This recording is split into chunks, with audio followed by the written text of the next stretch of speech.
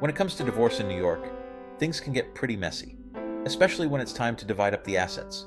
New York follows what's called equitable distribution. It doesn't mean everything gets split right down the middle. Equitable distribution is all about fairness. The court looks at the big picture. They consider a whole bunch of factors to decide what's fair. It's not just about who earned what. Remember, equitable doesn't mean equal. It means fair. And fair can look different for every couple. Let's break down the next crucial piece of the puzzle: marital property versus separate property. In New York divorce cases, this distinction is super important. Marital property is anything acquired during the marriage. That fancy car you bought together, that's marital property. The house you've been paying the mortgage on, yep, that too. Even if only one spouse's name is on the title, if it was bought during the marriage, it's usually considered marital property. Now, separate property is a whole different ballgame. This is stuff you owned before you got hitched. Maybe you inherited your grandma's antique cookbook. That's yours to keep.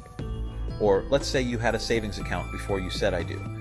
That initial balance, that's yours. But if you mixed that money with marital funds or used it to benefit the marriage, it might lose its separate status. Gifts and inheritances received during the marriage are usually considered separate property, unless, of course, they were given to both spouses.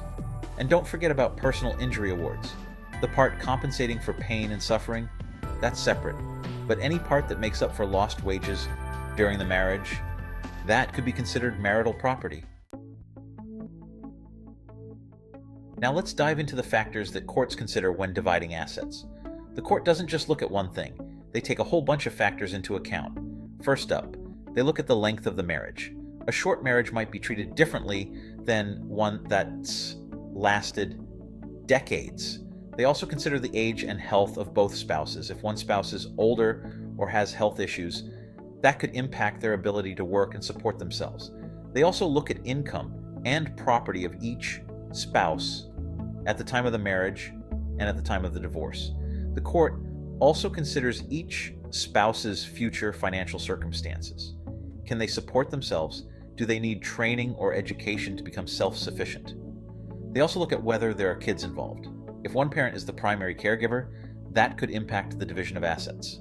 The court might award them more to ensure the kids are taken care of. Debunking the 50-50 split myth. A lot of people think that in a divorce, everything gets split right down the middle. 50-50, even Steven. But in New York, that's not how it works.